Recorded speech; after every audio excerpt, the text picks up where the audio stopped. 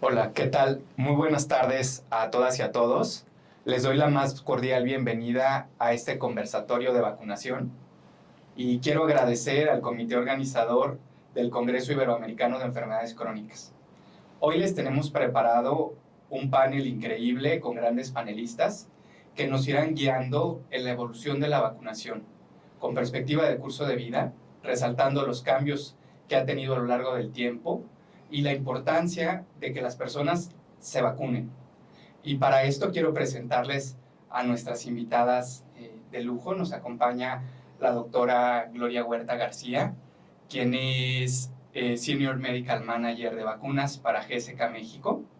También nos acompaña la doctora Salma Pacheco, Medical Manager también de vacunas para GSK México.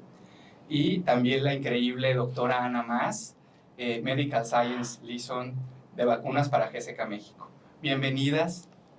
Gracias.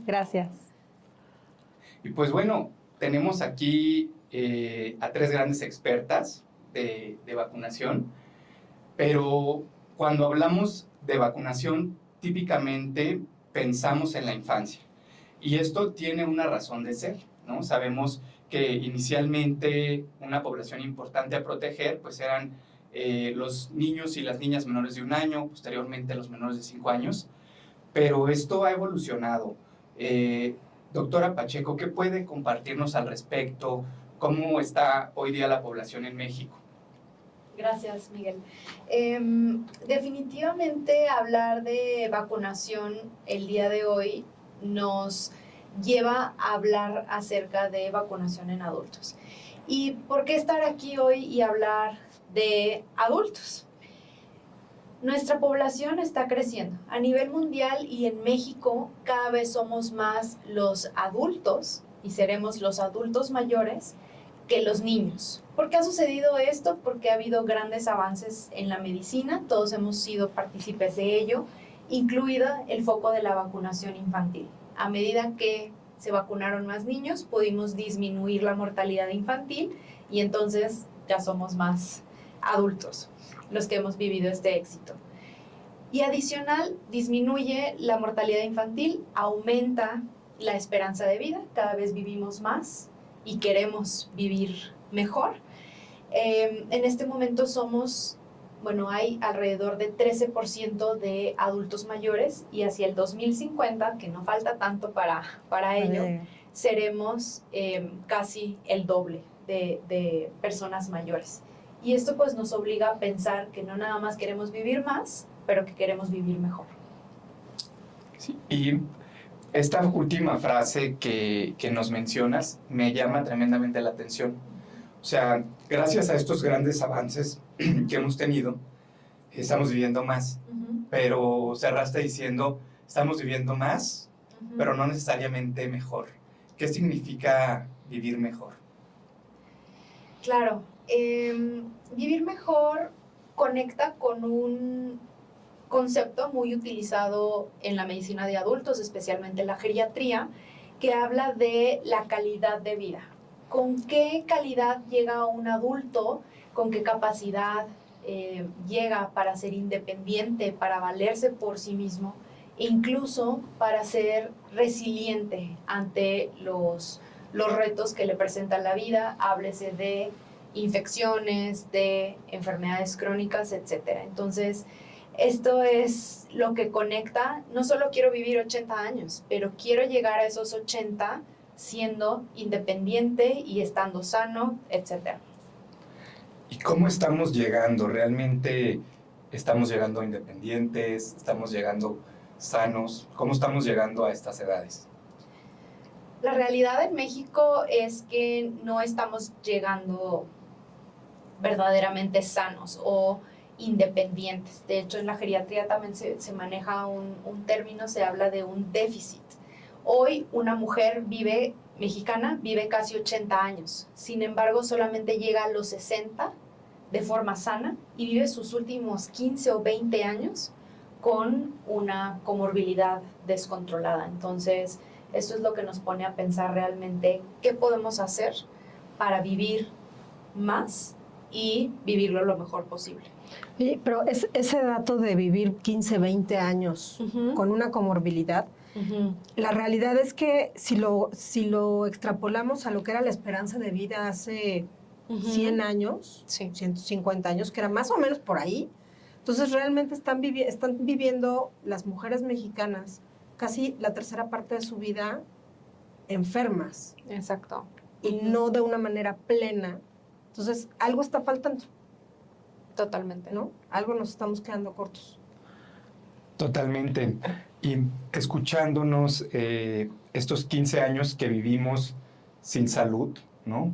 O que viven las mujeres mexicanas con alguna comorbilidad, ¿qué enfermedades son las que más están afectando a nuestra población?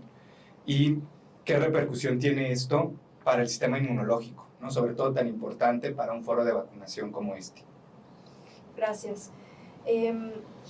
Voy a hablar específicamente de adultos mayores, es decir, 60 años y más. Hoy el 75% de nuestros adultos mayores tiene o sobrepeso u obesidad.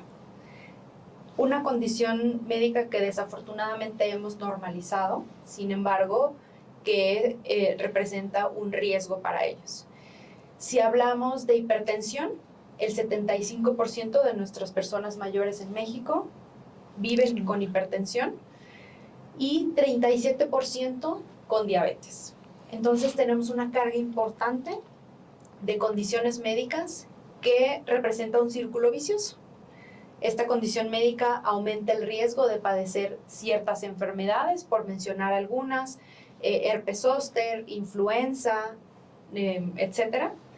Y por otro lado, teniendo esta enfermedad ya, por ejemplo, teniendo herpes zóster, los pone en mayor riesgo de complicaciones.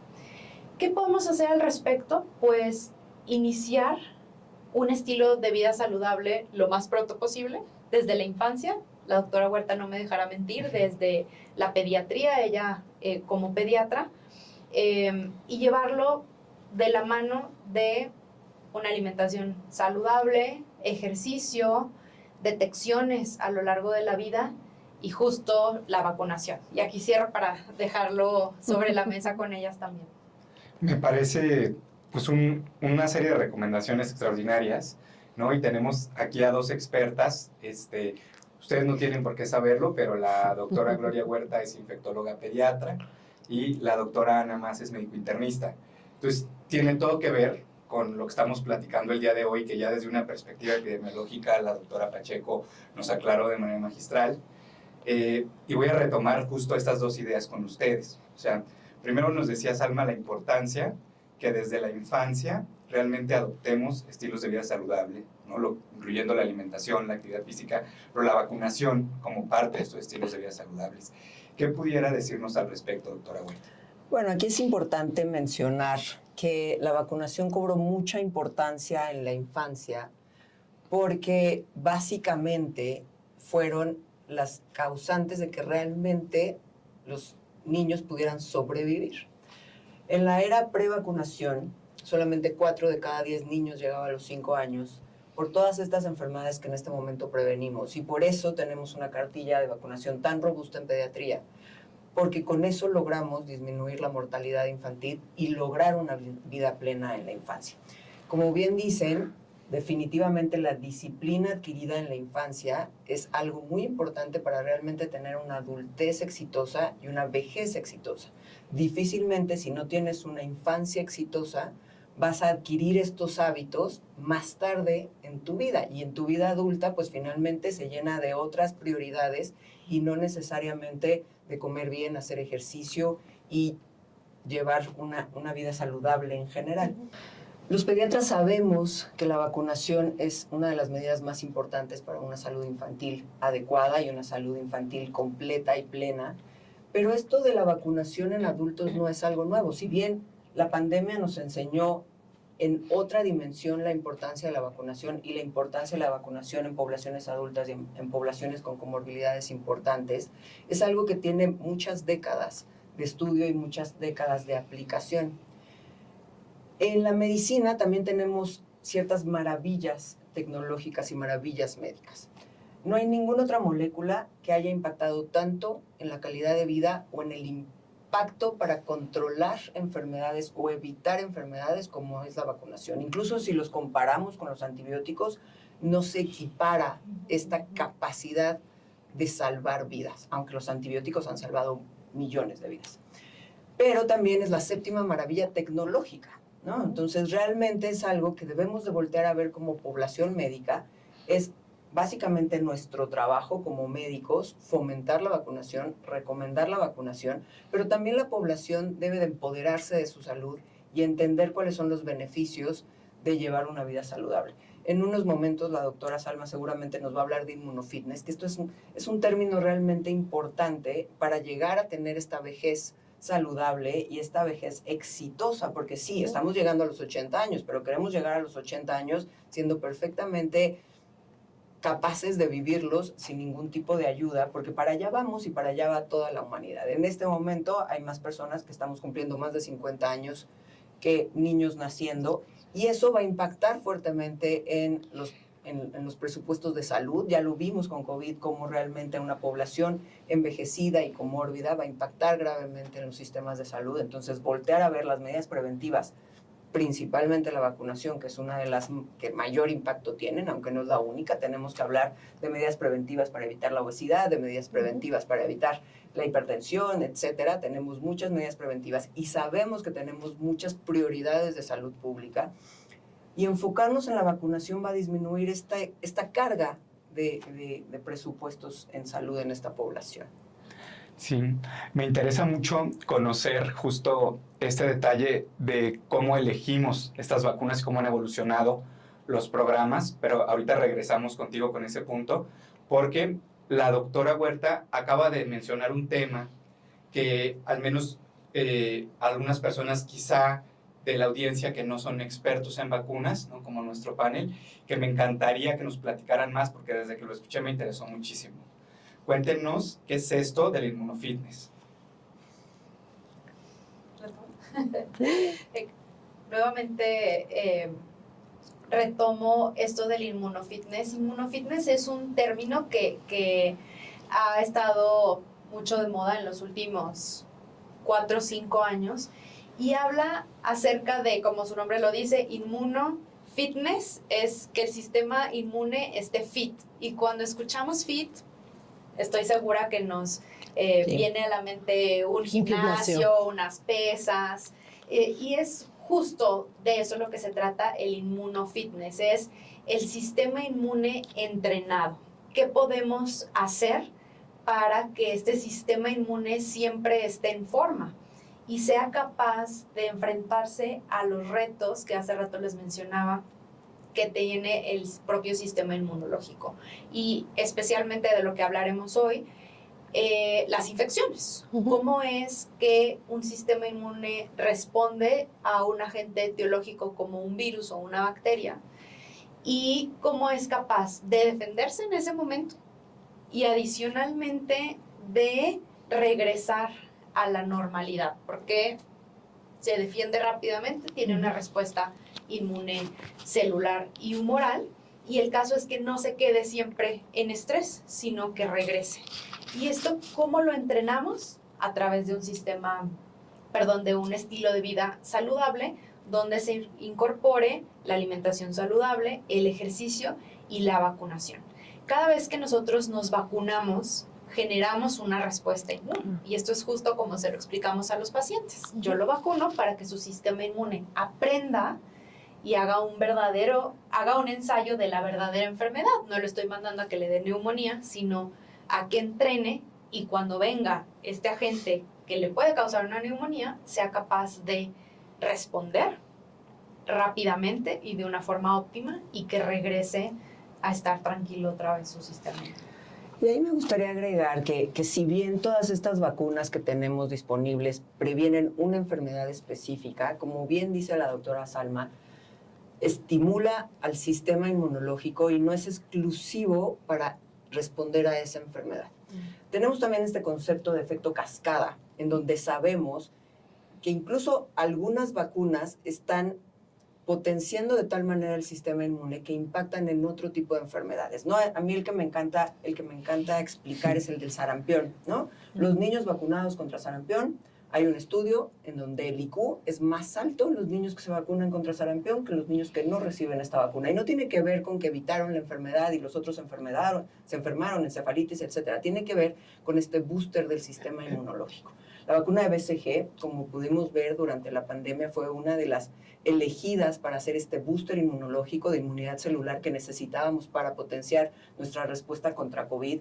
Y si bien, bueno, podemos discutir de los resultados, es una vacuna que sí sabemos que tiene muchos efectos cascadas, fortaleciendo el sistema inmune celular.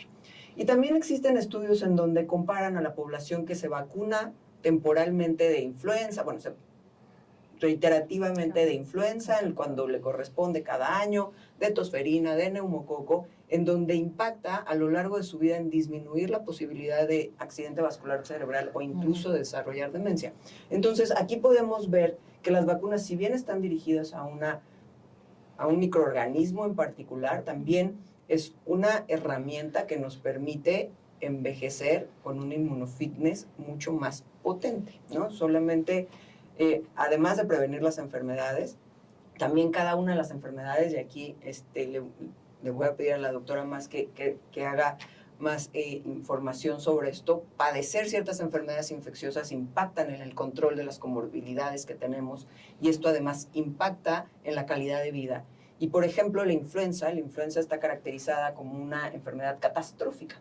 ¿Qué significa ser una enfermedad catastrófica? Que después de padecerla puedo no regresar a mi calidad de vida, pierdo puntos de calidad de vida. Y esto pasa con otras enfermedades como el herpes zóster. Yo tengo diabetes, tengo herpes zóster, incrementa un 27% la posibilidad de que me hospitalice por el descontrol de diabetes y entonces puede ser una enfermedad catastrófica porque probablemente no regrese a mi calidad de vida. Y esto es prevenible mediante vacunación. Entonces, es una serie de ventajas que la vacunación otorga y no solamente la prevención de una enfermedad. Yo creo que aquí estamos llegando a un punto muy importante, que es prevención. Y es algo que los médicos de primer contacto y es algo que los médicos que manejamos adultos nos cuesta trabajo como que terminar de aterrizar.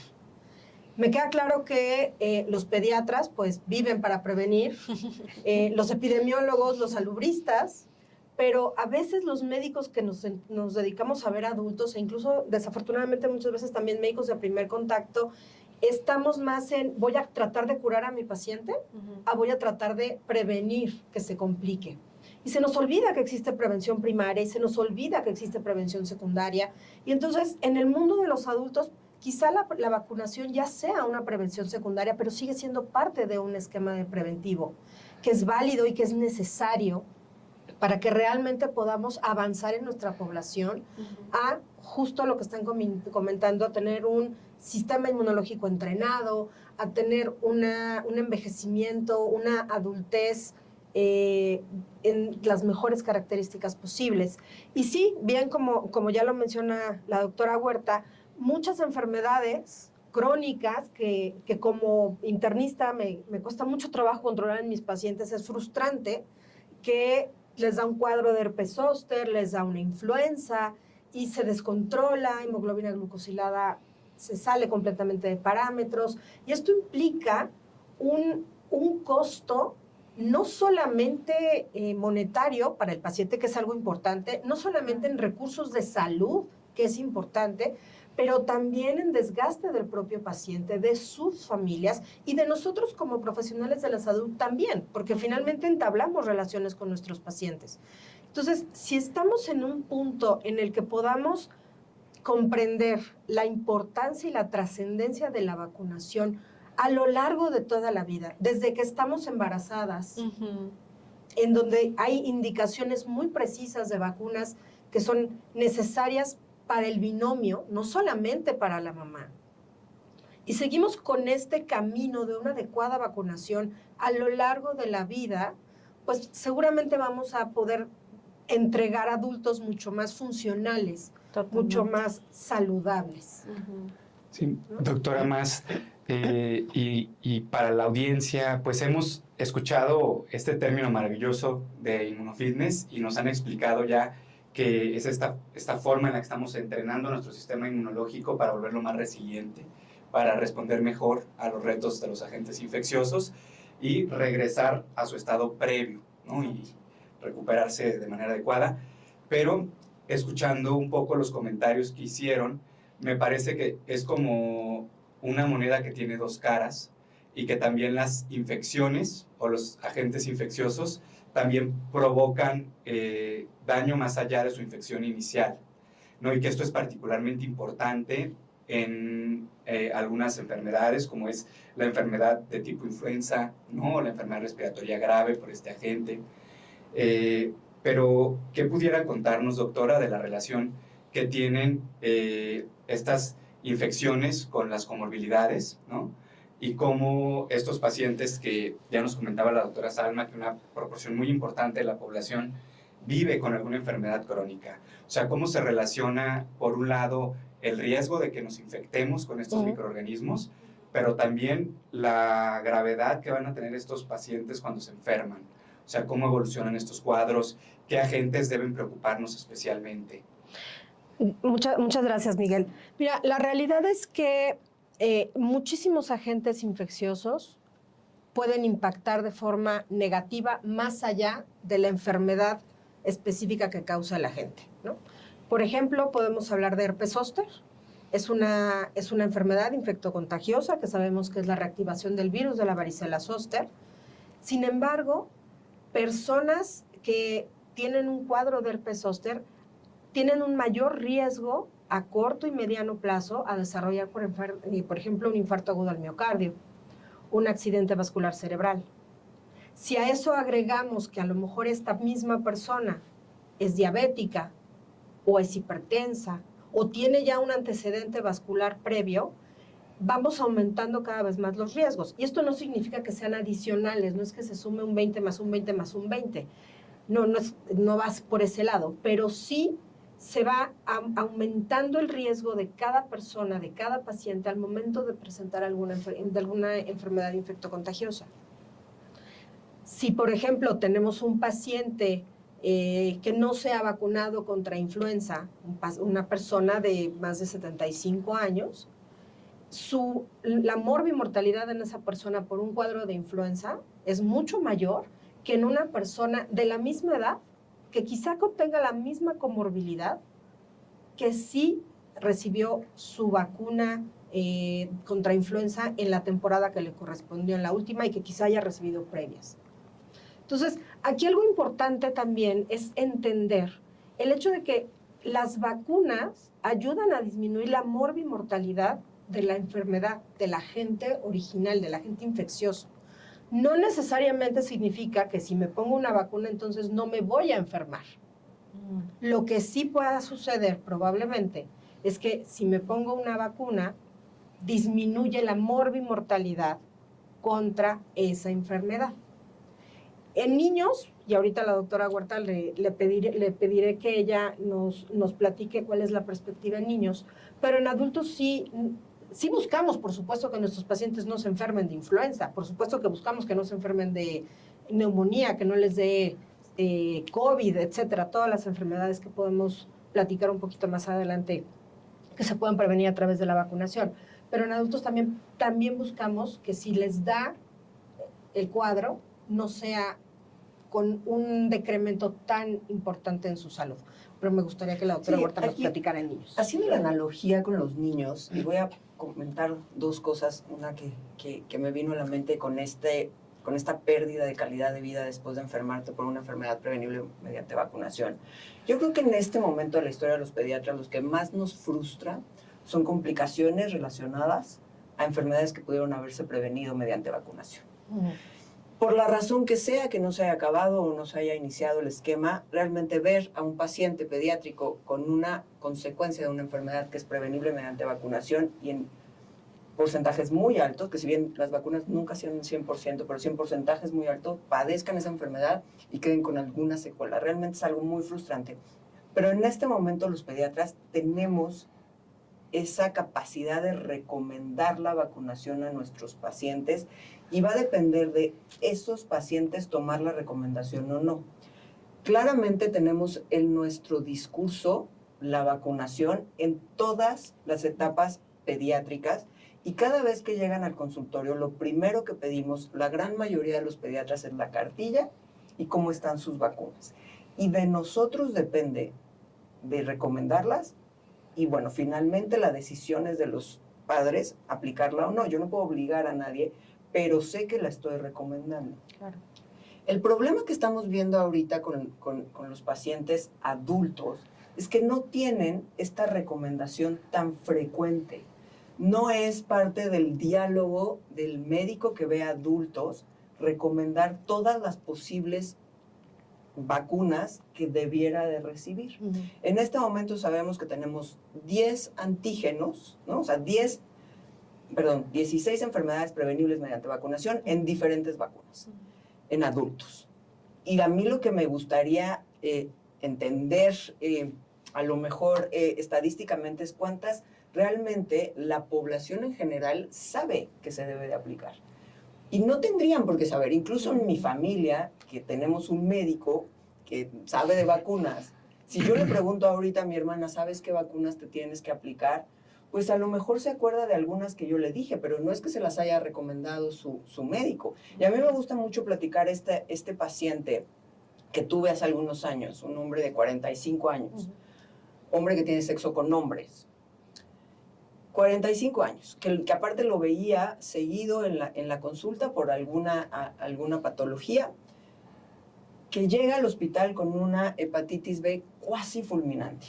O sea, realmente el tiempo que estuvo en la terapia intensiva, no sabíamos si realmente iba a ser una enfermedad que iba a llevar a una mortalidad o iba a tener una morbilidad por este término de cuasi fulminante y trasplante, etc.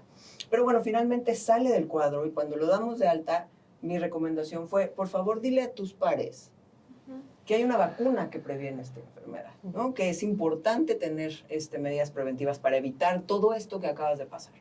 Y lo que me contestó fue, si yo hubiera sabido que existe una vacuna para prevenir esta enfermedad, yo me la hubiera puesto, pero nadie me dijo. Un hombre de 45 años, que era de un estatus económico medio alto, o sea, no es que tendría que haber ido al sector salud a que se le aplicara, tal vez, ¿no? O sea, por eso es importante que se empoderen de su salud y que ellos mismos vean cuáles son.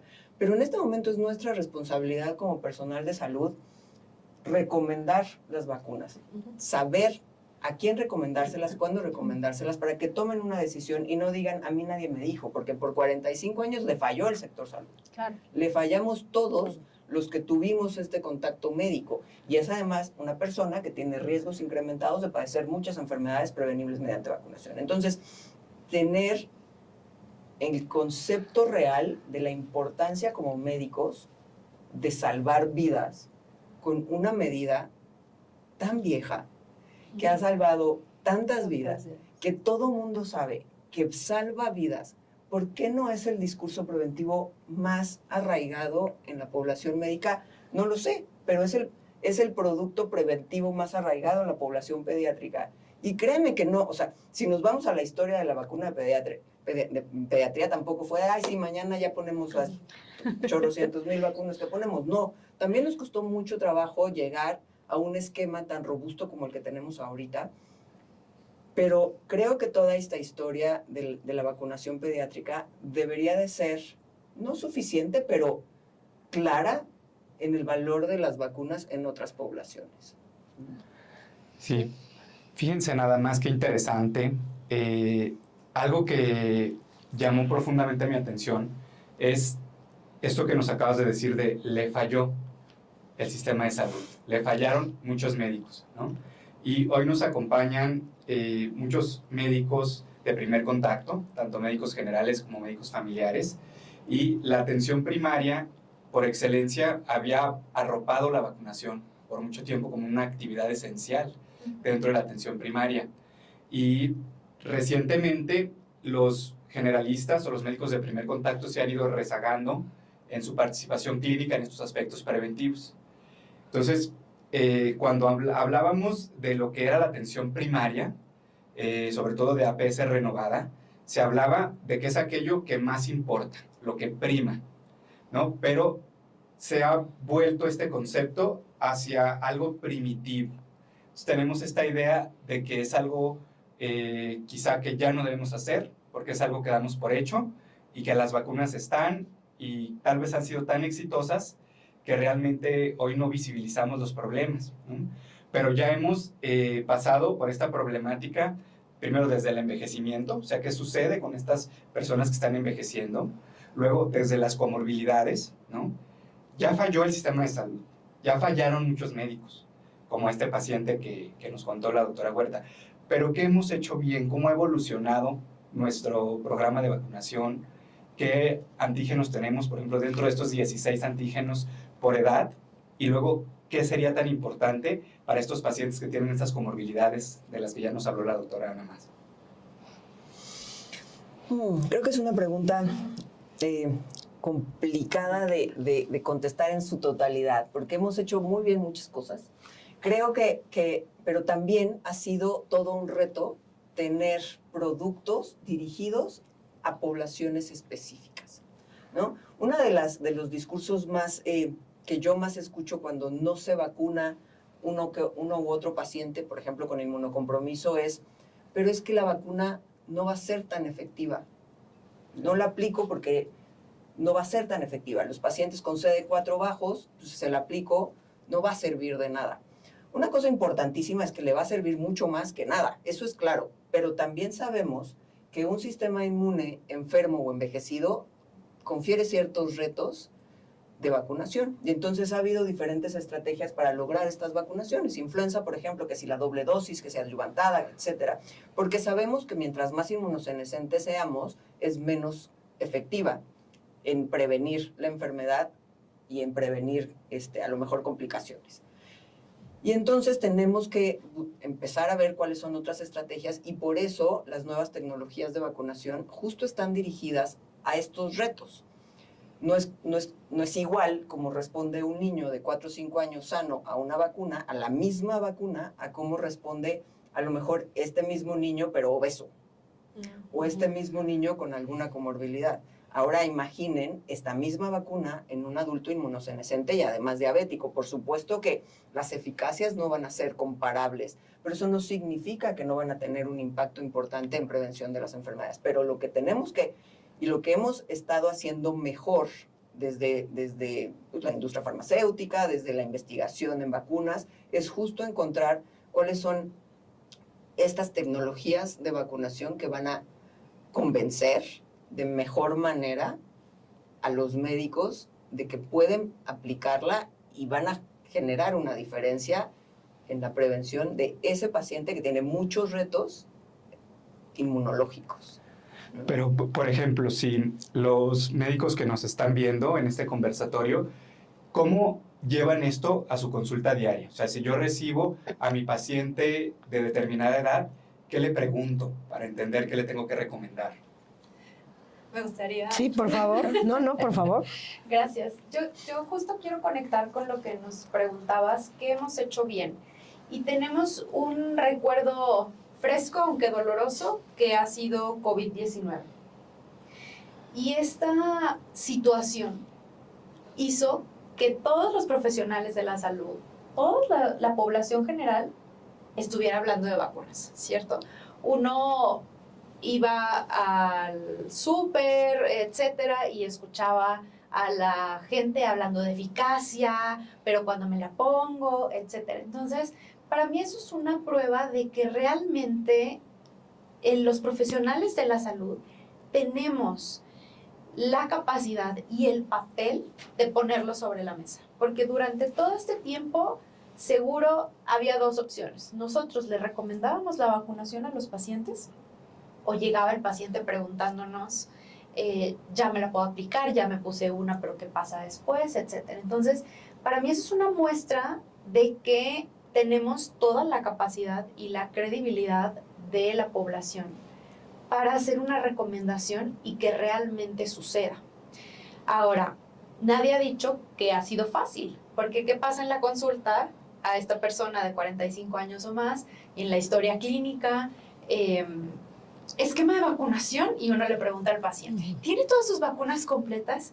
Sí, claro, las que me pusieron de niño. Ojo, cuando hace 60 años no había las vacunas disponibles que hay ahora.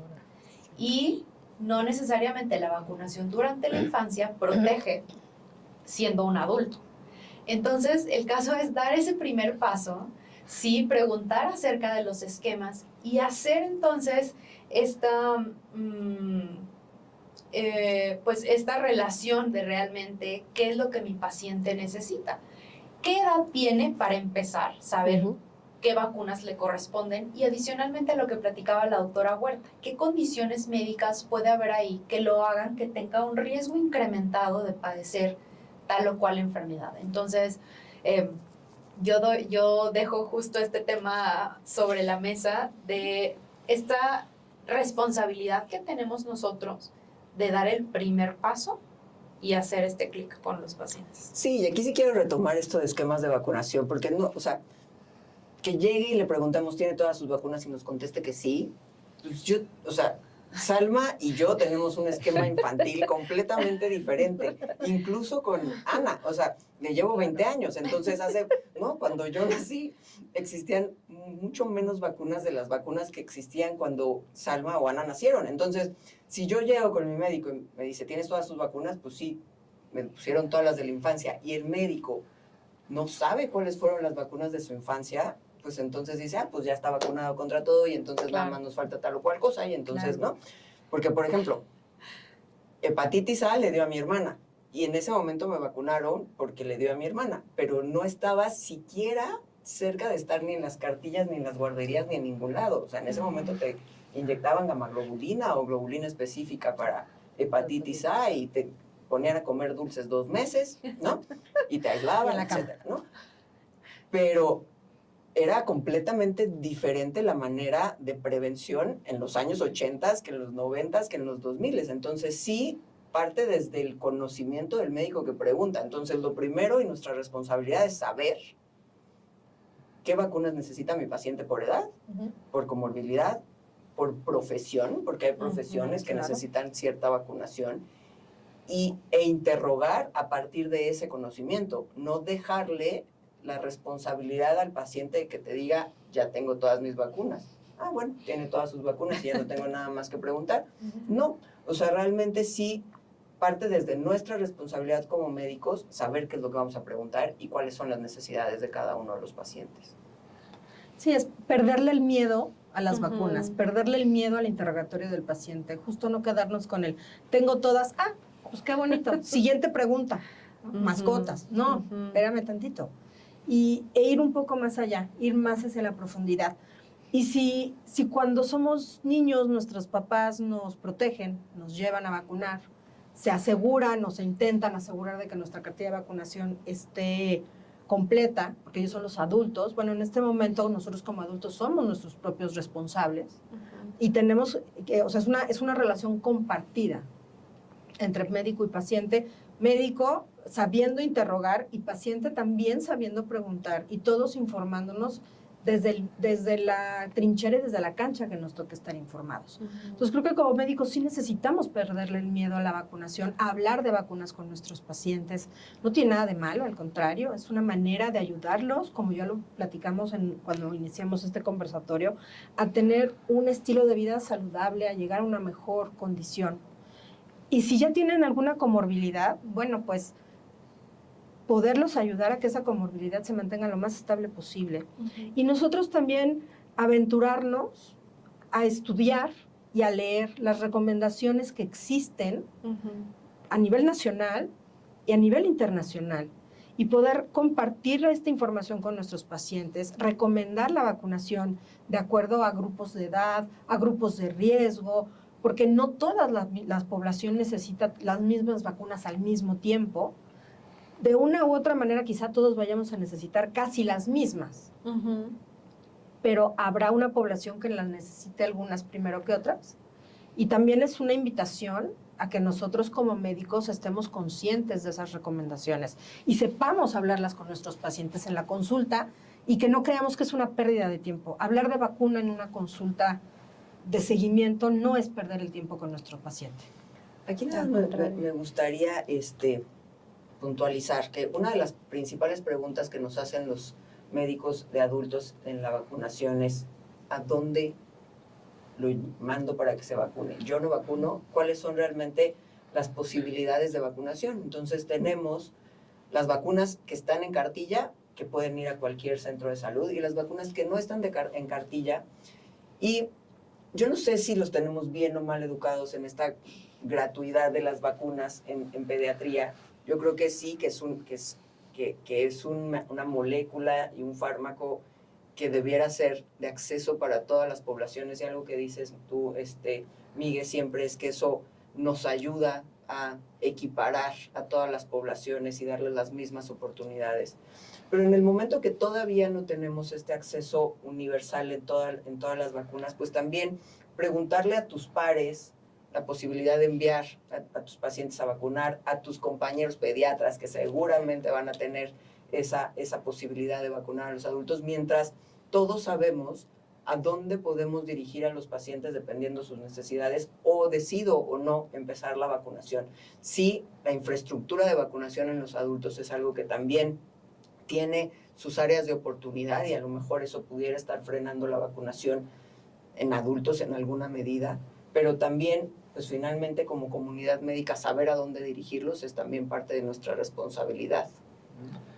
Sí, esto es muy importante, ¿no? Y avanzando con la conversación, si tuviéramos que pensar en el rol que tiene el médico de primer contacto para acercar los beneficios de la vacunación con perspectiva de curso de vida a la población, justo estamos pensando en estas dos figuras, ¿no? El médico que está consciente de las recomendaciones nacionales, ¿no? A lo mejor ya estudió un poco más y conoce también las internacionales, pero él solamente quiere recomendar. Pero luego existe este otro mito de que es dificilísimo que este otro que ya quiere vacunar realmente logre vacunar. ¿Realmente es imposible que podamos comenzar a vacunar? Pues mira, No es imposible. no, o sea, definitivamente las características regulatorias que tienes que tener cuando tienes una red fría y manejas este tipo de biológicos, pues son más que las que si no lo hicieras, claramente, ¿no? Pero no son técnicamente complicadas. Y realmente una vez que ya lo haces una rutina, es algo realmente muy sencillo de llevar a cabo, ¿no? Entonces, no es imposible empezar a vacunar.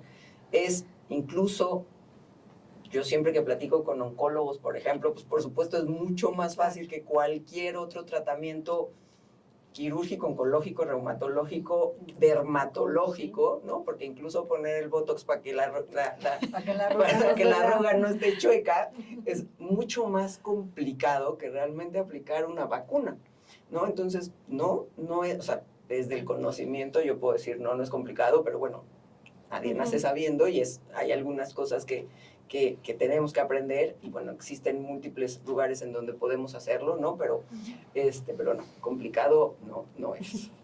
Yo quiero agregar acerca de dar este primer paso y más bien me voy a regresar un poquito antes de pensar cómo vacunar, que ese es el sueño de todos los que nos dedicamos a esto, que todos los profesionales de la salud vacunen. Pero ¿qué necesitamos antes de estar aquí? Y es una recomendación de vacunación que sea fuerte y que realmente suceda.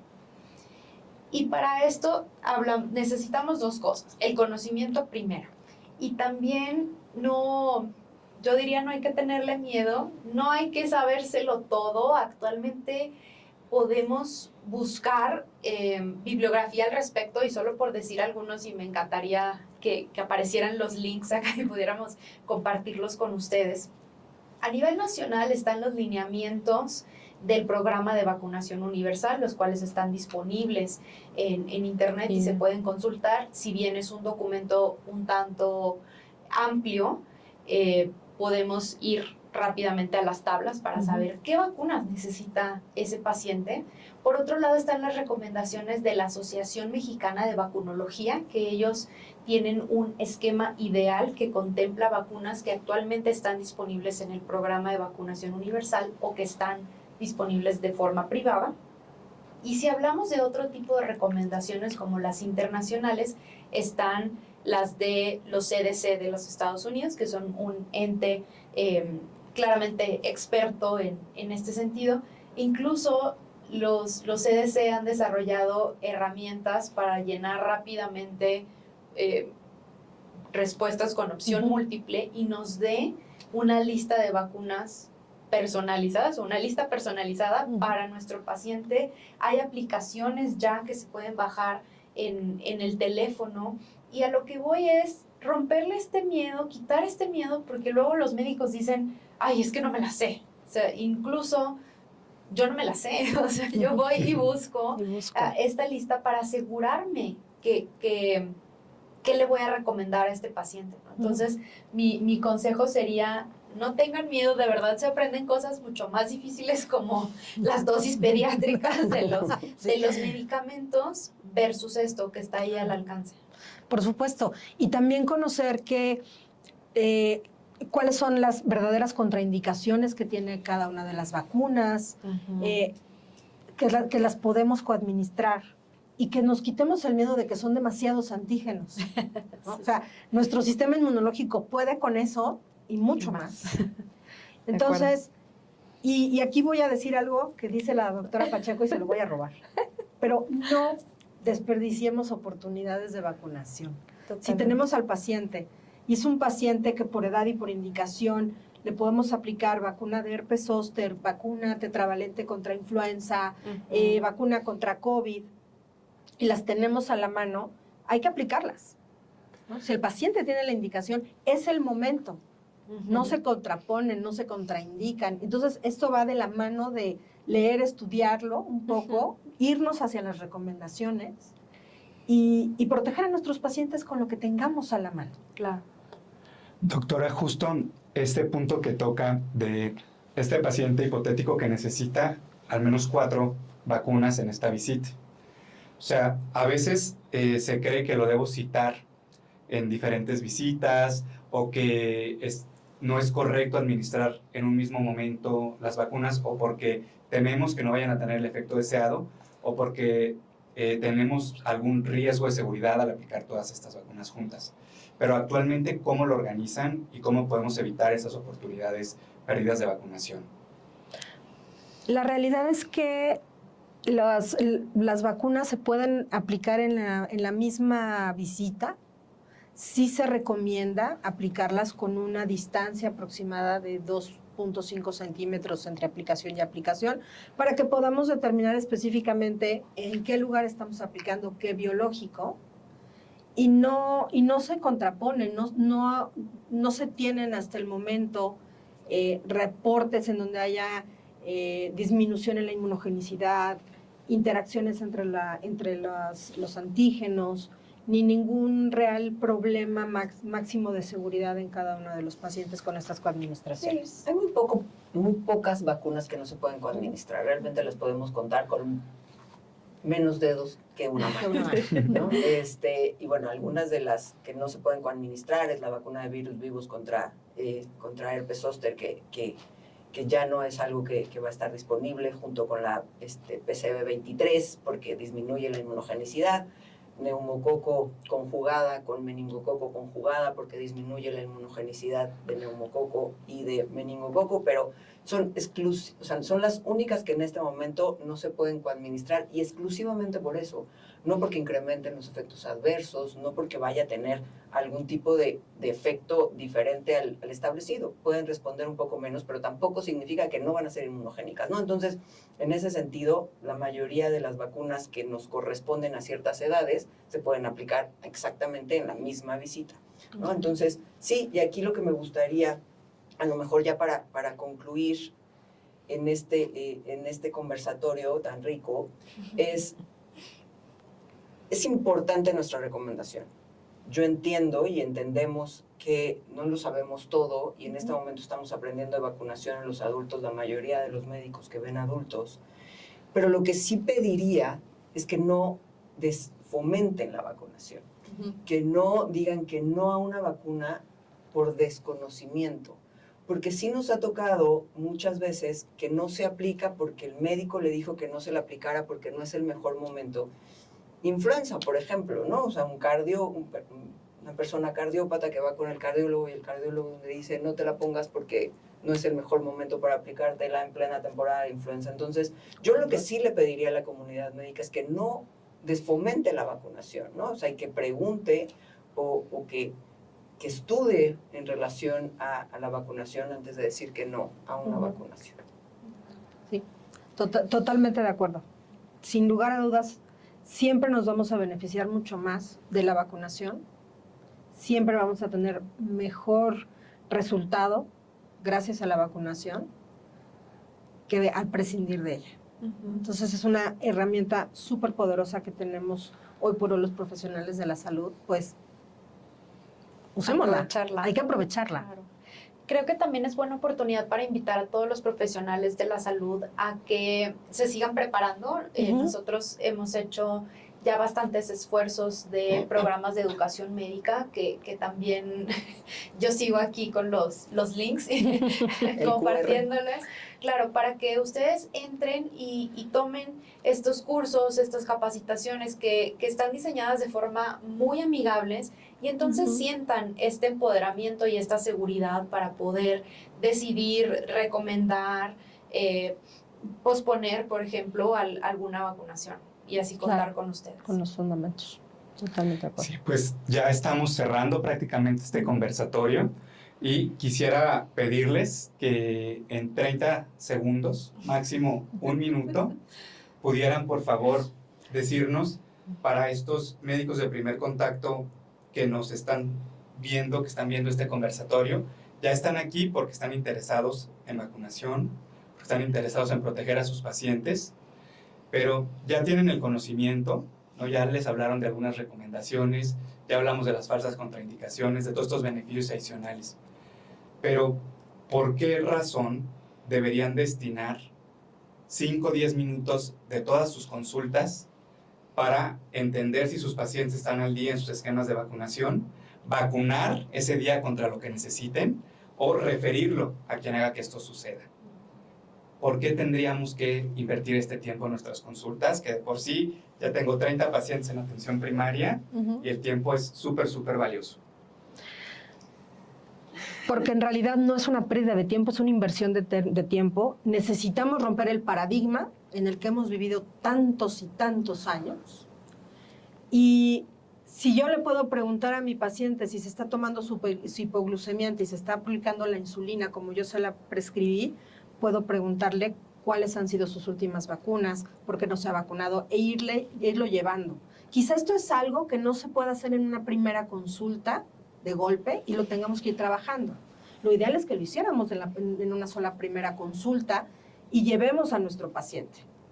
Pero aquí la invitación es rompamos paradigmas, atrevámonos a hacer prevención.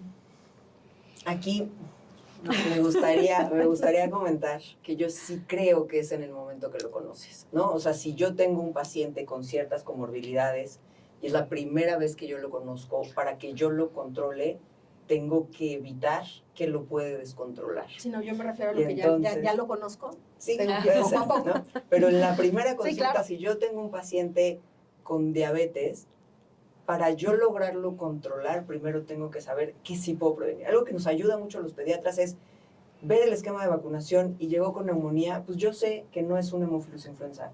Yo sé que es muy poco probable que sea un neumococo. Yo sé, ¿no? Y entonces puedo ir descartando cosas porque lo previne de cosas. Claro. Entonces, si yo conozco de primera instancia a mi paciente, el cuidado integral, la atención integral es saber qué le puedo prevenir para no desenfocar mis esfuerzos en su comportamiento médico y en cómo lograr el control de su enfermedad.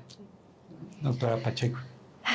Yo me voy a poner un poquito más sentimental. Definitivamente estoy de acuerdo con lo que han mencionado las doctoras anteriormente. Pero yo retomo la parte emocional para regresar a por qué hicimos esto, por qué estudiamos esto, por qué lo seguimos haciendo. Creo que todos hemos vivido el mismo sueño de querer hacer algo al respecto de la salud de la población, de nuestros pacientes, ya sean niños, ya sean adultos, etc. Y realmente nosotros hemos hecho esto todos estos años para poder marcar la diferencia en cada una de estas vidas.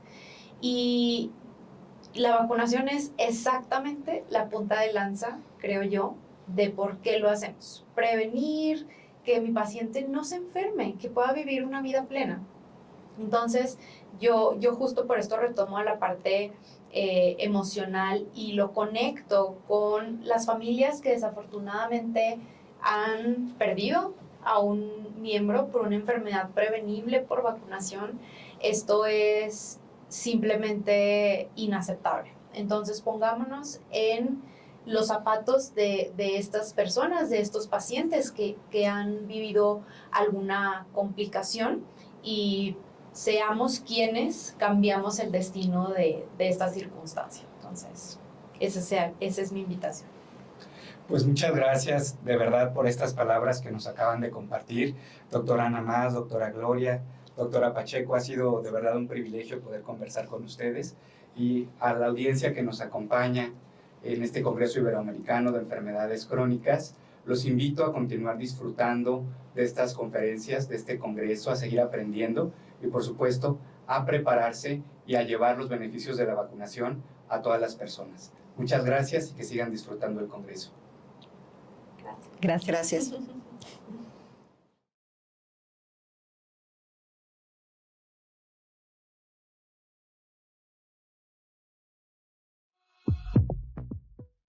Muy bien, acabamos de ver la charla muy interesante acerca de la vacunación. Entonces, ahora lo que vamos a hacer es responder un poco de las preguntas, hacer comentarios. Vamos a tener la oportunidad también de estar con los panelistas en directo para que nos puedan apoyar en lo que nosotros estamos o requerimos tener respuesta.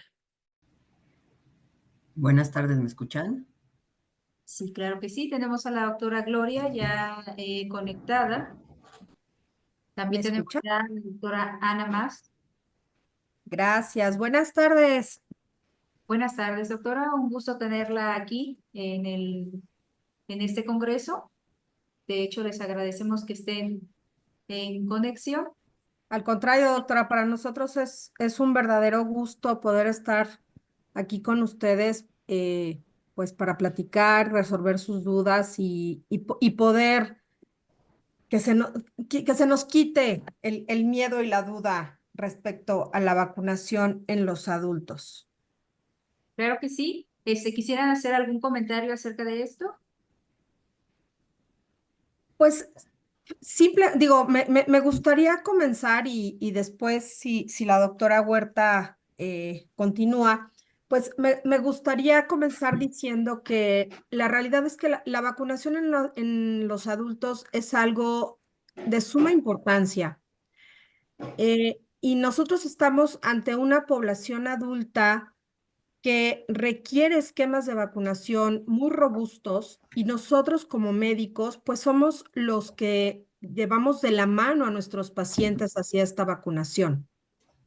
Entonces, me parece fundamental este espacio en el que podamos resolver nuestras dudas, en el que podamos platicar justamente con ustedes que están de primera mano entre los pacientes, y realmente poder entender cuáles son las necesidades y cómo podemos abordar a nuestros pacientes adultos y quitarles la percepción de que las vacunas son solamente para los niños y que los adultos ya estamos cubiertos ante todas las enfermedades potencialmente protegidas mediante la vacunación, lo cual hoy en día sabemos que no es así. Tenemos toda una batería, una gama tan importante de enfermedades que podemos prevenir a través de la vacunación, que si bien no son exclusivas de los adultos, sí son preponderantes y, y que nos quitemos ese miedo o esa preocupación de la vacunación en los adultos. Entonces, no sé si la doctora Huerta tenga aquí algún otro comentario inicial y podamos ir resolviendo con mucho gusto las dudas que están apareciendo aquí en el chat. No, yo nada más agregar a lo que dice la doctora Mas, que la vacunación es responsabilidad de todos. Es indispensable que todos los profesionales de la salud entendamos que es algo que tiene que ver con un abordaje integral de nuestros pacientes. Primero, segundo y tercer nivel de atención. Realmente es algo que nos debemos de asegurar todos los médicos que tenemos el impacto con el paciente de la edad que sea, asegurarnos que tiene las medidas preventivas que tenemos a la mano, ¿no? Y como dijimos en el transcurso de la charla, no hay una medida preventiva más eficaz que la vacunación y tenemos muchas oportunidades de prevención de enfermedades que pueden ser mortales o que pueden impactar la calidad de vida solamente con recomendarlas y con evitar la no recomendación, ¿no? Entonces, no es un trabajo de los pediatras, no es un trabajo de primer nivel de atención, no es un trabajo de preventivistas, es un trabajo de todos y cada uno de los que formamos parte del personal de salud. Y también ayudar a empoderar a los pacientes para que ellos también tomen partido de su salud y nos obliguen como médicos, como personal de salud, a estar actualizados y a tener el conocimiento adecuado para realizar una vacunación exitosa. Perfecto, muchísimas gracias a la doctora Huerta. Tenemos aquí con nosotros ya también a nuestra tercera panelista, la doctora Pacheco, que ya se unió a la llamada con nosotros. Entonces, doctora Pacheco, ¿tendrá usted algún comentario en este momento de apertura después de la plática que acabamos de tener? Muchas gracias, doctora Más. Qué gusto verlos a todos conectados y sobre todo el interés que alcanzo a ver ya en los comentarios. Esto, pues para mí también es un abrebocas, es decir, eh, estos profesionales de la salud que hoy nos escuchan tienen el interés y están dispuestos a formar parte de esto que tanto hemos hablado durante todo el panel, ¿no? Entonces, adelante, me encanta verlo. Gracias, doctora. Pues, si les parece, doctoras, me gustaría que comenzáramos a responder un poco de las preguntas que nos están haciendo aquí en el chat. Varios de nuestros colegas que me da muchísimo gusto ver todo el interés que ha despertado este fascinante mundo de la vacunación y más en los adultos. Y bueno, nos preguntan una cuestión que me parece fundamental que podamos resolver, que es si se pueden aplicar juntas vacunas virales y bacterianas o si debemos tener una espera de por lo menos 3 semanas. Entonces, doctora Gloria Huerta, me gustaría si nos hace el favor de platicarnos al respecto. Claro, las vacunas se pueden aplicar todas el mismo día e incluso en días subsecuentes. En el único momento en que tenemos que esperar entre una vacuna y otra es si no aplico todas las vacunas parenterales, es decir, intramusculares o subcutáneas de virus vivos el mismo día, tengo que esperarme por lo menos 4 a 6 semanas para aplicar la otra vacuna de virus vivos que no pude aplicar. Pero, por ejemplo, en México tenemos 3 vacunas parenterales de virus vivos, la triple viral, varicela y fiebre amarilla.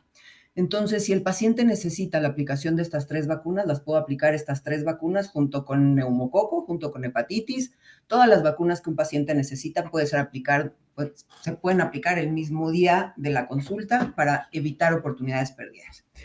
Pero si no tengo, por ejemplo, neumococo, ni hepatitis, ni fiebre amarilla el mismo día, bueno, pues entonces aplico triple viral, varicela, al día siguiente neumococo, hepatitis, y ahí sí, como no apliqué otra parenteral de virus vivos, tengo que esperarme entre 4 a 6 semanas para aplicar fiebre amarilla. Pero son las únicas vacunas que requieren un intervalo de aplicación entre una y otra aplicación. Es un mito que cualquier vacuna que yo aplique, tengo que esperarme un mes para aplicar cualquier otra si no lo hice el mismo día.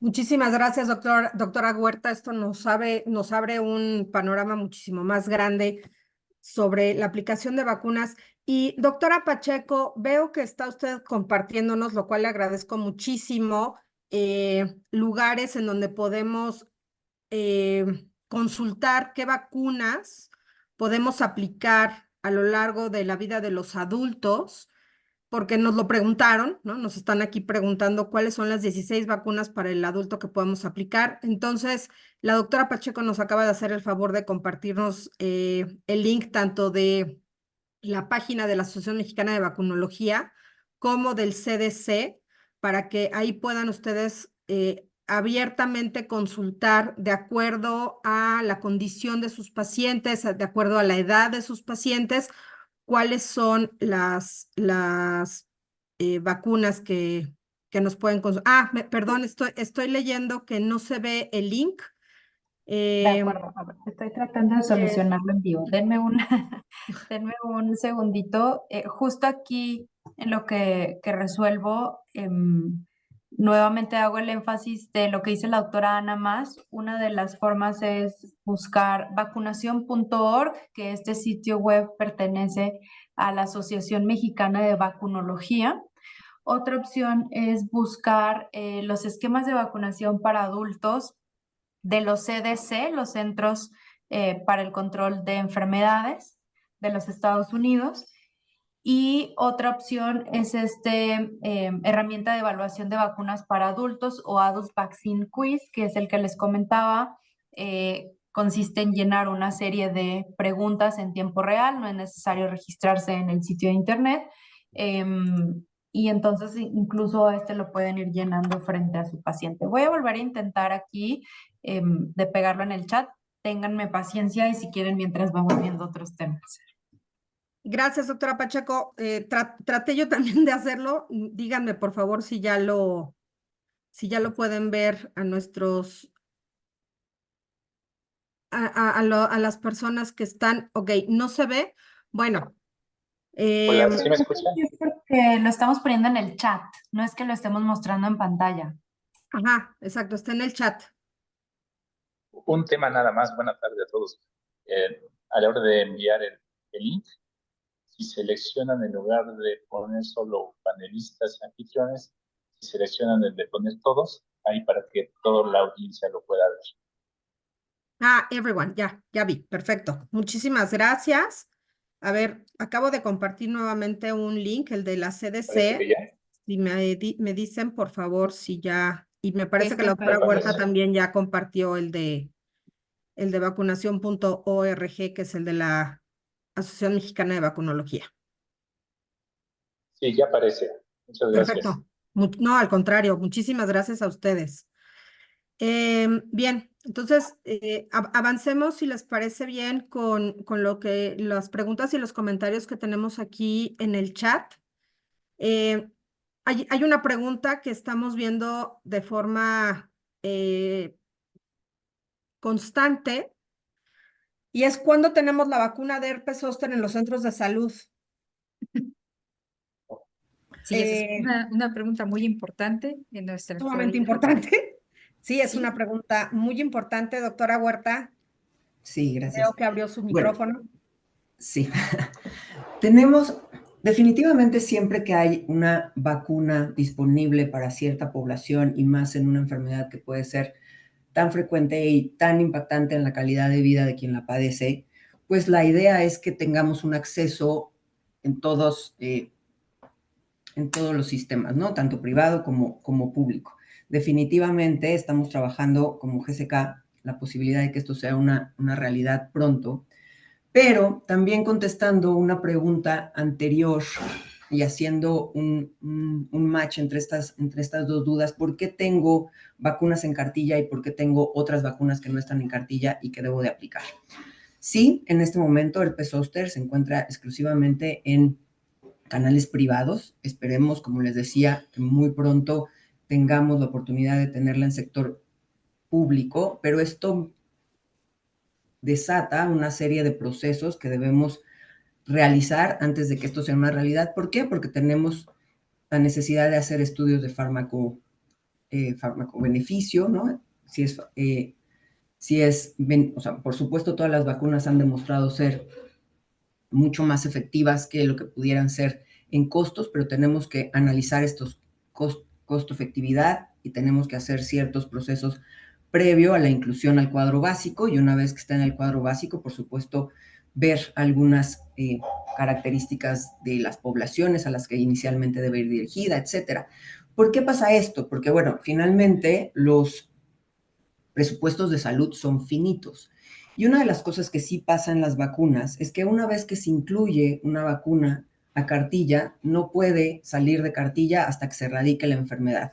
Entonces se tienen que analizar adecuadamente todos estos antígenos que se van a incluir en las cartillas, tanto pediátricas como en el adulto, para que los presupuestos alcancen y la población tenga este acceso. Entonces, si yo tengo la indicación de aplicar una vacuna a un paciente y esta vacuna no está en cuadro básico, pero sí tengo acceso a esa vacuna a nivel privado, bueno, la indicación es aplicarla. No significa que por no estar en cartilla no está indicada en esa población, sino más bien son las prioridades de salud pública las que se van incluyendo en las cartillas nacionales, y conforme va evolucionando las nuevas moléculas, las nuevas vacunas, los nuevos desarrollos, pues por supuesto analizar la inclusión a las cartillas, pero no porque no esté en cartilla significa que no me la debo aplicar. Entonces, hablando de las que están fuera de la cartilla, si yo tengo un paciente de 50 años o más y sé que le debo de aplicar la vacuna contra herpes zóster y no está en cartilla, no,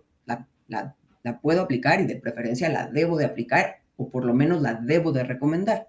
Si bien es una vacuna que le va a costar al paciente, puedo hablar con el paciente y plantearle todos los beneficios que tiene la vacunación versus lo que puede producir la enfermedad. Por ejemplo, también otra vacuna que no está en cartilla, hepatitis A. Estamos en un país con una endemicidad intermedia en donde claramente tenemos un riesgo alto de poder padecer hepatitis, y mientras más grandes somos, más grave puede ser la enfermedad. Y si no tengo historia de vacunación contra hepatitis, o si no he padecido hepatitis, definitivamente tengo indicación de vacunación, y aunque no esté en cartilla, está indicado vacunarme, pero nuevamente, al no estar en cartilla, tengo que buscarla en otros canales, ¿no? Sí, una de las creencias en este momento de las cartillas es que si no está en cartilla significa que no es tan importante.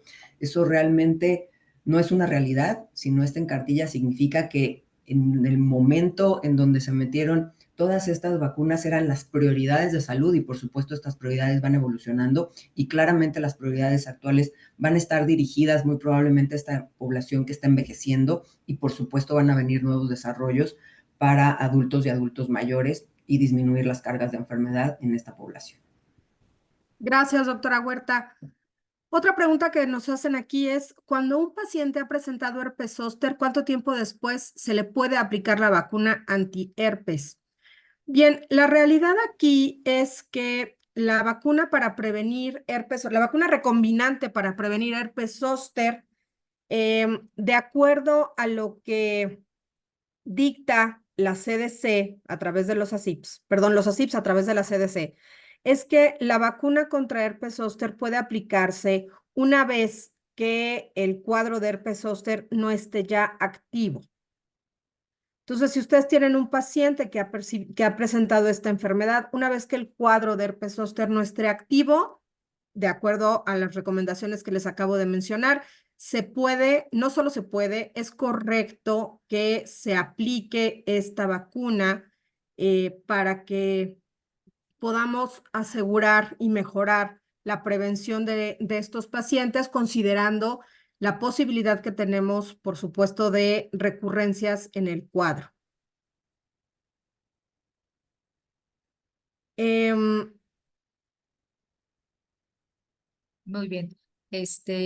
Doctoras, les podemos hacer una pregunta que también está por aquí en el chat.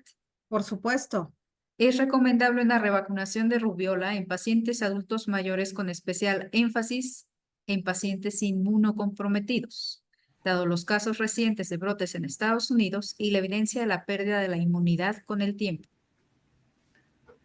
Ok, aquí los brotes en Estados Unidos son principalmente con sarampión, no rubiola, y la vacunación que está recomendada en toda la población, independientemente de la edad, es asegurarnos que tenemos por lo menos 2 dosis de triple viral a lo largo de la vida y de preferencia un refuerzo en la adolescencia, ¿no? O sea, se aplica al año, y antes era a los 6 años, ahorita es al año, a los 18 meses, y en la adolescencia para asegurarnos entrar en el momento de edad reproductiva con anticuerpos, los suficientes anticuerpos para evitar una rubiola congénita. Pero como tal, una vacunación contra rubiola en adultos mayores, tendríamos que justo analizar la necesidad epidemiológica que se tiene en este momento en el país, que sí hay indicaciones para la vacunación contra sarampión en donde ha habido brotes, pero no de rubiola en este momento. Entonces, la respuesta es, me tengo que asegurar como persona por lo menos tener 2 dosis de la vacuna triple viral para asegurarme, independientemente de la edad, que estoy protegida.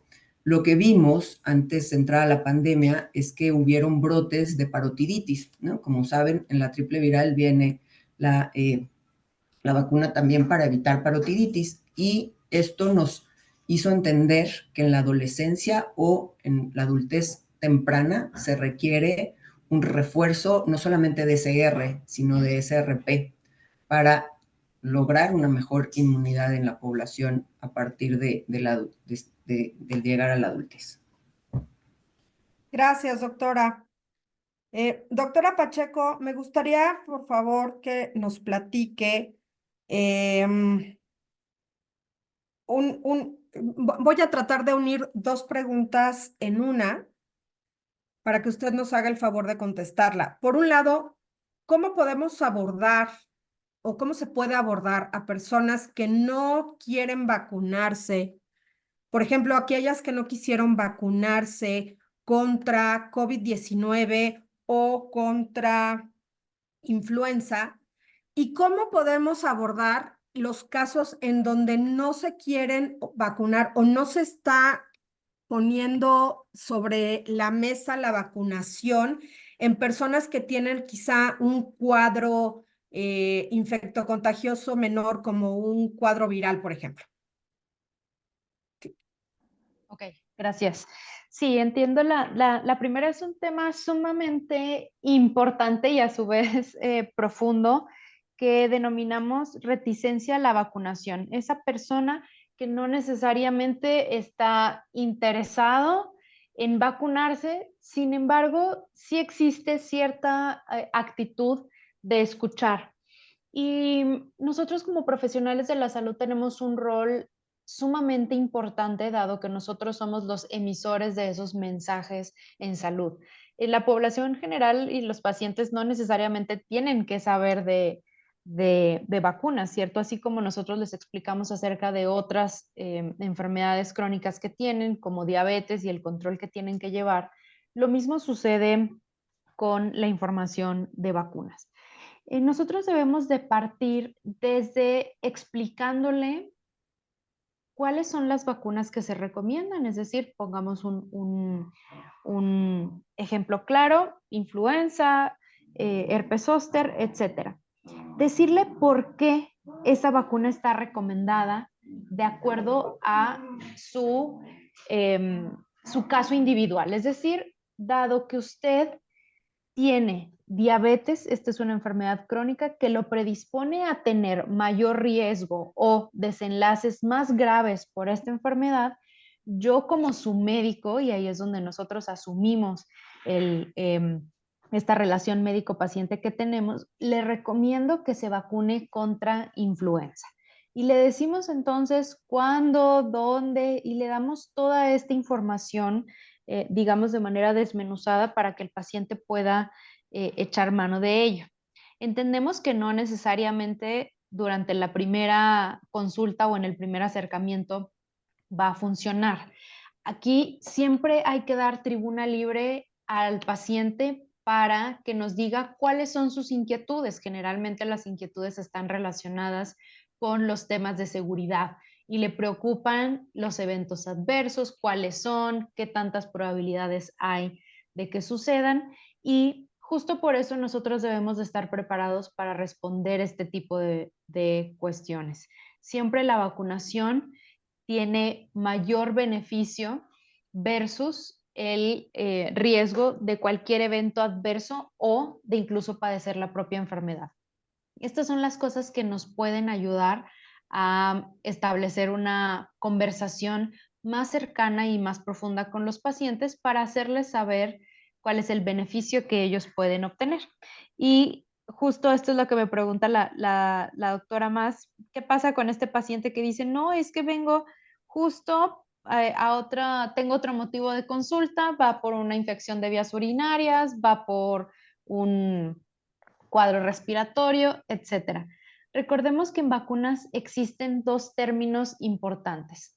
Las contraindicaciones, que son las razones por las cuales yo no voy a vacunar a un paciente, y otras son las precauciones, que como su nombre lo dice, es cuidado ahora, seguro habrá que postergar la vacunación, pero esto no significa que ya no lo voy a vacunar nunca más. La única contraindicación, es decir, la razón para nunca más aplicar una vacuna, es que me haya hecho un choque anafiláctico anteriormente. Entonces ya no le volveré a ofrecer una vacuna del mismo tipo.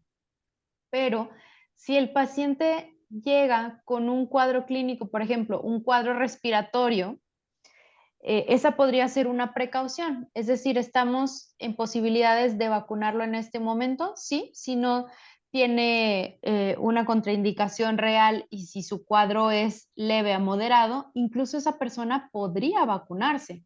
Si esa persona está cursando con un cuadro diarreico, si está tomando antibiótico, puede vacunarse. Si trae una uña enterrada y ese es su motivo principal de consulta, esta persona podría vacunarse. Entonces, aquí aterrizo con esta pregunta que dice, alguien con síntomas de catarro, creo que esto decía la pregunta, o fiebre, ¿podría vacunarse? Sí, sí podría vacunarse.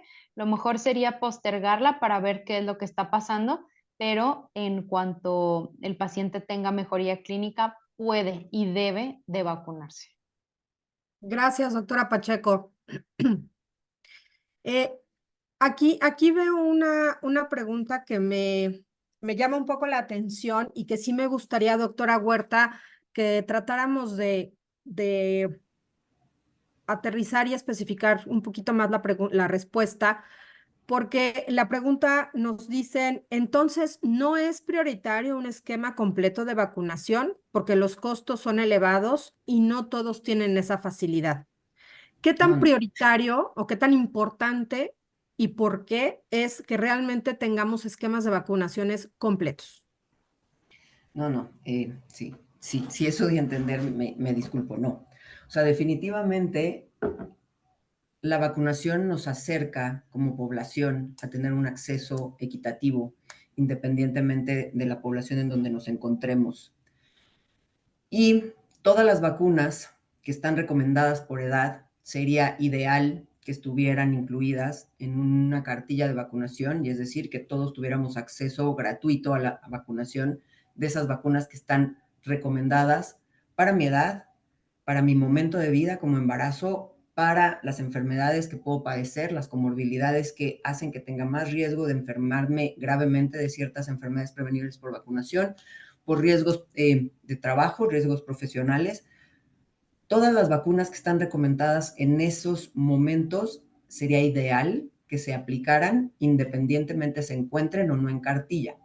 Como les decía, los presupuestos de todos los países son finitos. Si vemos las cartillas de vacunación de Estados Unidos, tienen una cartilla de vacunación muy robusta y la mayoría de ellas están otorgadas por el sector salud, que tienen ciertas características de seguridad social. No todas las personas estadounidenses tienen esta seguridad social, ¿no? Pero bueno, todos los que tienen esta seguridad social tienen la posibilidad de aplicarse estas vacunas de manera gratuita. Y es un país de primer mundo con, industrializado, con ingresos per cápita elevados, y entonces esto les permite tener una cartilla de vacunación con la mayoría de los biológicos incluidos para la población que tiene esta seguridad social. Pero México tenemos muchas prioridades de salud pública. Como mencionábamos en la plática, somos un país que tiene alto porcentaje de personas con comorbilidades, más de una comorbilidad, con alteraciones metabólicas, que esto también impacta también en cómo envejecemos y cuáles son otras prioridades de salud. Somos el quinto país con diabetes, que es actualmente una de las principales causas de muerte, y entonces al tener todas estas prioridades de salud, pues los presupuestos se tienen que priorizar para todas las prioridades de salud.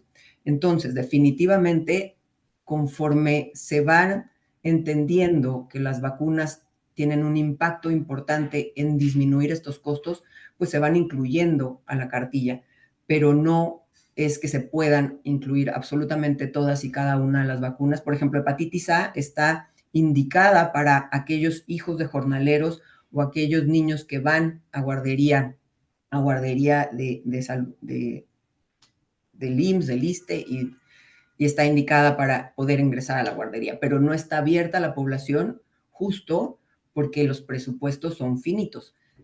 Definitivamente, si la persona tiene la capacidad de aplicarse todas y cada una de las vacunas que están recomendadas para su edad y para su condición, lo ideal es aplicárselas, pero no en este momento se van a tener todas y cada una de las vacunas disponibles en cartilla, justo porque se tienen que ir priorizando las necesidades y avanzando según estas necesidades en la cobertura poblacional. Gracias, doctora Huerta. En respuesta a otros de sus comentarios, acabo de poner en pantalla el QR para que puedan registrarse a nuestro portal médico, en donde pueden consultar información muy, muy importante respecto a enfermedades infectocontagiosas y a la prevención a través de la vacunación, en donde los invitamos a que se puedan registrar.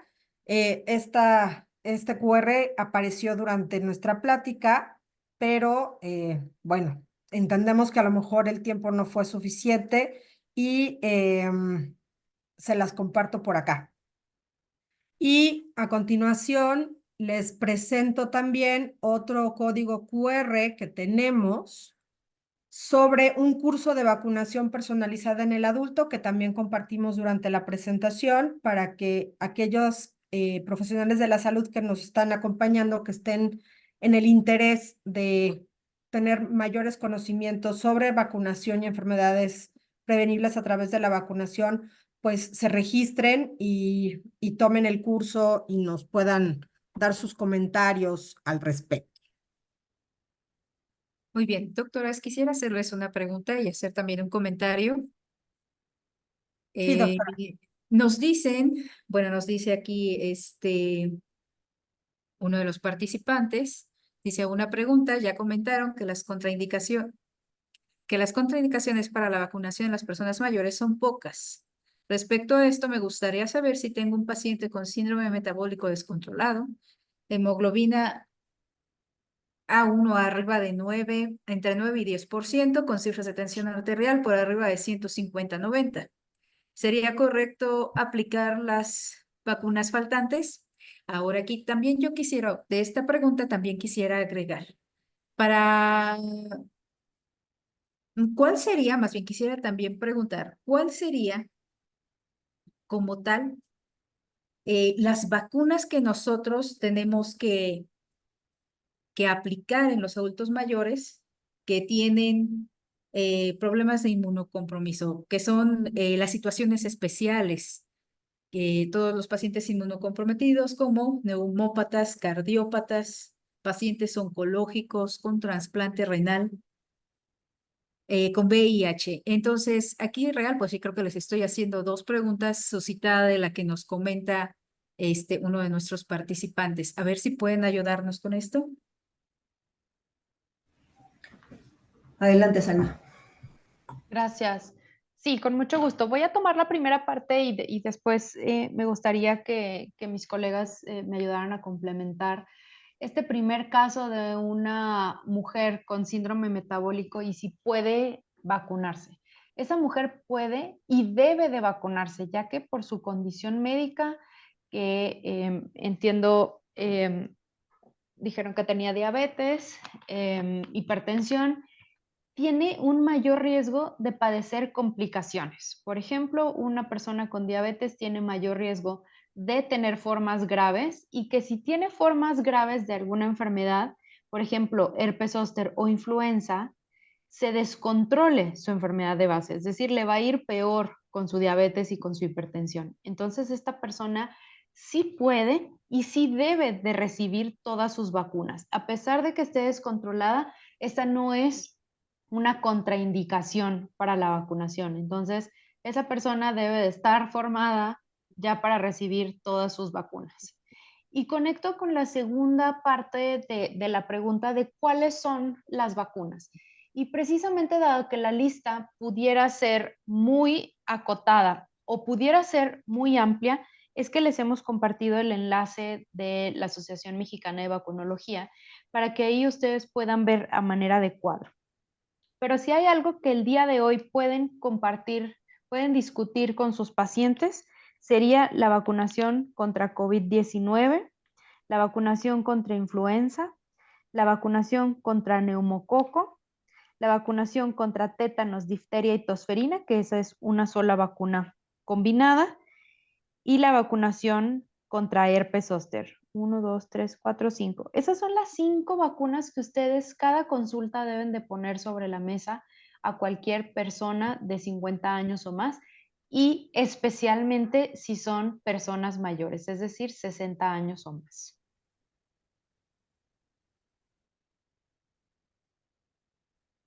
Muy bien, muchas gracias, doctoras. Aquí hay también son comentarios. Estos comentarios creo que la mayoría son de nuestras compañeras enfermeras y nos comentan cómo podríamos hacer que nuestros compañeros médicos puedan interesarse más en el tema de las vacunas, recibir una capacitación, porque muchos de ellos manejan una afinidad reducida a querer incluirse en el tema.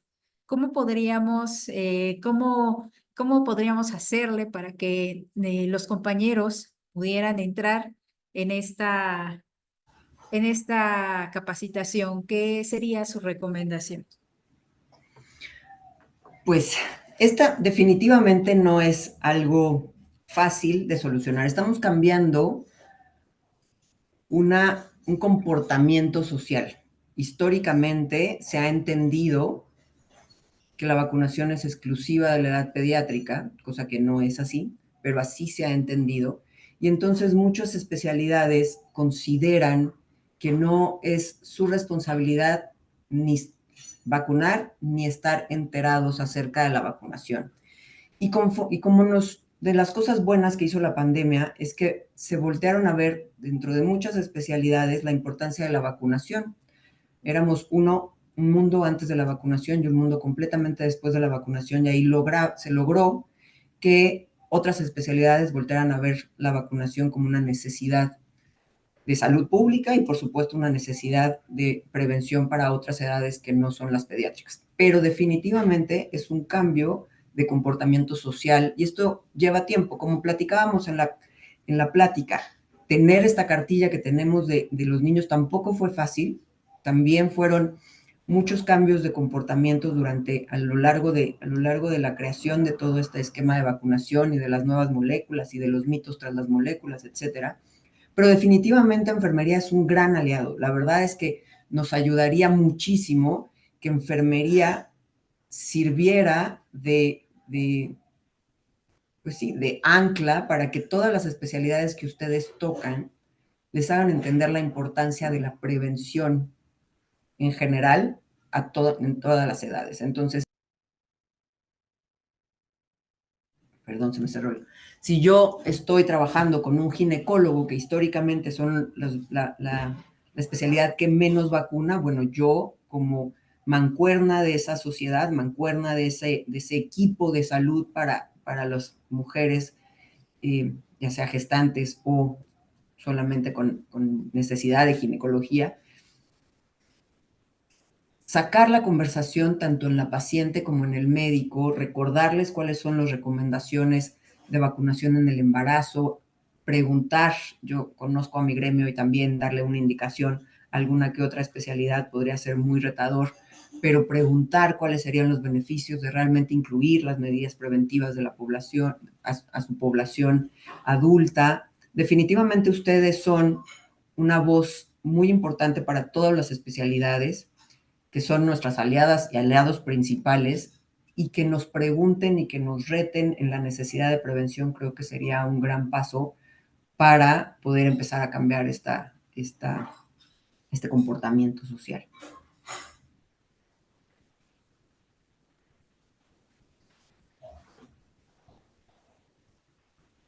Muy bien.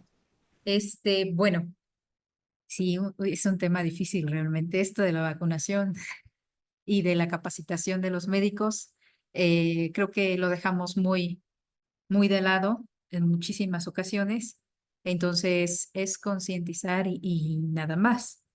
Tenemos otro comentario. Nos dice otro participante, ¿nos podrían decir al respecto del temor de los adultos mayores de aplicarse la vacuna de COVID debido a toda la información que salió de los efectos secundarios como infarto o EBC, sobre todo con Pfizer o Astra?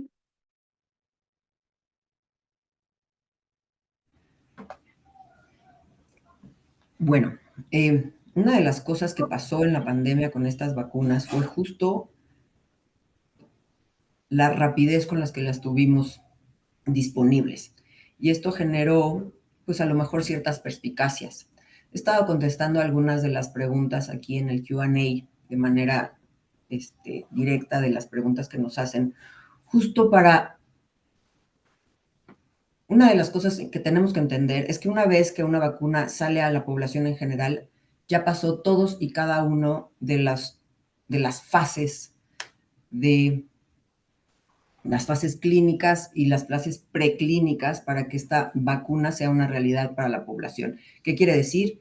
Que es más eficaz que el placebo. Todas las vacunas que tenemos disponibles para todas las enfermedades prevenibles mediante vacunación tienen diferentes efectividades y eficacias. No ninguna vacuna es 100% eficaz. Hay algunas vacunas más eficaces que otras, pero todas las que se aplican a la población general es porque son mucho más eficaces que el placebo. Eso quiere decir mucho más eficaces que nada. Y para estar aplicadas, por ejemplo, en esta emergencia mundial, tenían que ser por lo menos 50% más eficaces que el placebo, es decir, 50% más eficaces que nada. Y todas y cada una de las vacunas que están en este momento aplicándose en todo el mundo tienen esta característica. Fueron estudiadas en fases preclínicas, estudiadas completamente en fases clínicas, llegaron a los estándares de calidad, es decir, son tan eficaces como se espera que sean, y deben de considerarse de un perfil de seguridad aceptable. Definitivamente hay diferentes tipos de vacunas y hay algunas vacunas que temporalmente estuvieron asociadas a ciertos efectos adversos que en este momento de la historia no podemos decir que sean causales a la vacuna, pero al haber una gran variedad de opciones de vacunación, pues definitivamente se prefieren unas con respecto a otras, y esto me refiero a la vacuna de Astra versus las vacunas de Moderna y de Pfizer. Se prefieren las vacunas de Moderna y de Pfizer porque hubo menos efectos adversos asociados temporalmente a la vacunación. Pero una de las cosas que sí sabemos, independientemente del tipo de vacuna, es que la enfermedad está 200, 500 o 1000 veces más asociada al riesgo de presentar cualquier complicación que se está asociando a la vacuna que la vacuna per se, ¿no? Por ejemplo, la vacuna de influenza que históricamente se ha asociado con síndrome de Guillain-Barré. padecer influenza tiene un 200% más de posibilidades de desarrollar un Guillain-Barré que aplicarse la vacuna contra influenza, que no está asociada a ninguna relación causal. La vacuna de herpes zóster está exponencialmente es exponencialmente más probable que un herpes zóster me lleve a un síndrome de Guillain-Barré que la vacuna produzca un síndrome de Guillain-Barré, que en este momento, aunque ha habido asociación temporal, no hay asociación causal. Entonces, aquí también depende de nosotros, como personal de salud, saber cómo contestar esta pregunta. ¿Por qué? Porque lo que nosotros digamos es lo que la gente que no es personal de salud va a creer. Y entonces hay muchos médicos desestimando algunas marcas de vacunas, diciendo que no son adecuadas, que no se deben aplicar, que no son seguras, cuando todas las vacunas que en este momento están en la posibilidad de aplicarse a la población en general es porque ya cumplieron con estas características que les mencioné. Entonces depende, estos mitos también los perpetuamos el personal de salud que no está enterado en la vacunación, y como les decía en la plática, si no puedo contestar una pregunta de estas características, pues decir no sé y enviarlo a un especialista para que lo conteste antes de desmotivar la vacunación o mitificar los riesgos de la vacunación nuevamente. Muy bien, muchas gracias, doctora. Hay una pregunta por aquí también. Dice, buenas tardes a todos. Una pregunta, cuando hay antecedentes de reacción grave a la aplicación de sarampión, rubiola, paratitis, ¿se puede volver a aplicar a un cierto tiempo? Gracias. Gracias por esa pregunta. Es obligatorio definir a qué denominamos reacción grave. Y hace rato lo que les decía, es una reacción alérgica grave, es un cuadro de anafilaxia. Y si un paciente ha hecho una anafilaxia contra esta vacuna, por ejemplo, triple viral, sarampión, rubiola y parotiditis, esta será una contraindicación, es decir, una razón para no volverle a ofrecer esta vacuna.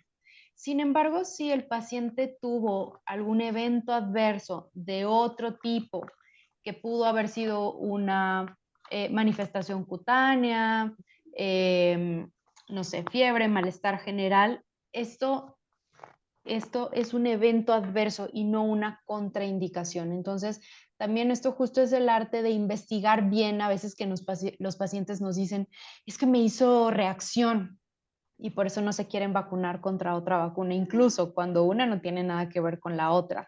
Es importante indagar a qué es lo que ellos se están refiriendo, y si este paciente no llegó a un ámbito hospitalario, entonces estamos hablando de otra cosa que no es una anafilaxia y sí podemos vacunar. Entonces, todo esto es importante en el interrogatorio que nosotros hacemos a los pacientes. Muchas gracias, doctora Salma.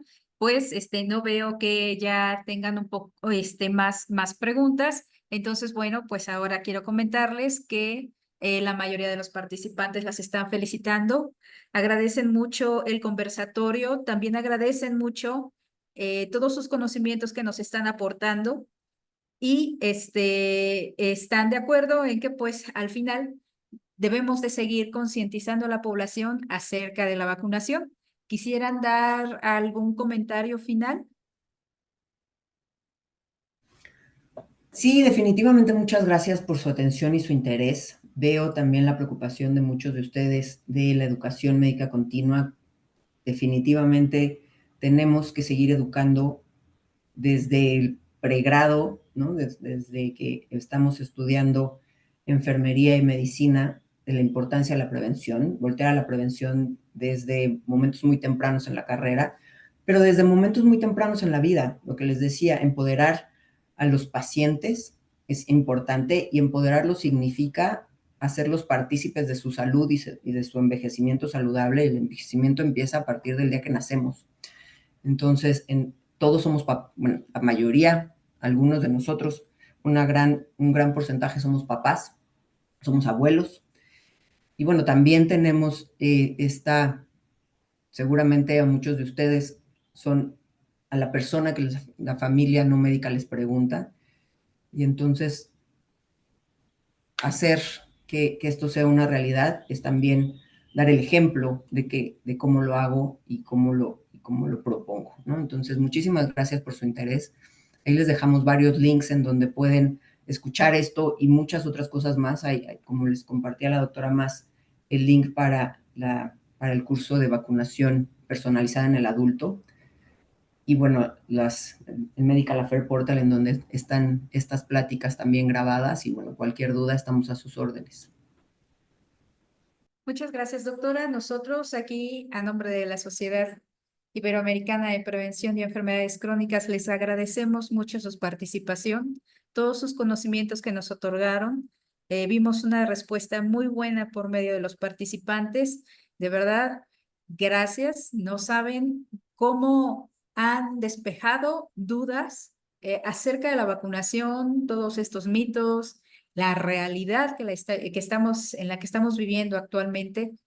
Y pues, si no tienen mayor comentario, pues entonces de esta manera estaríamos finalizando la jornada del día de hoy.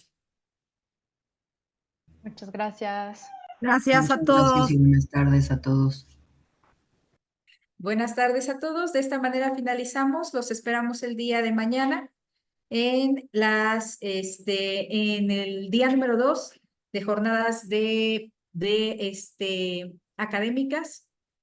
Que tengan muy buena tarde, noche. Nos vemos mañana.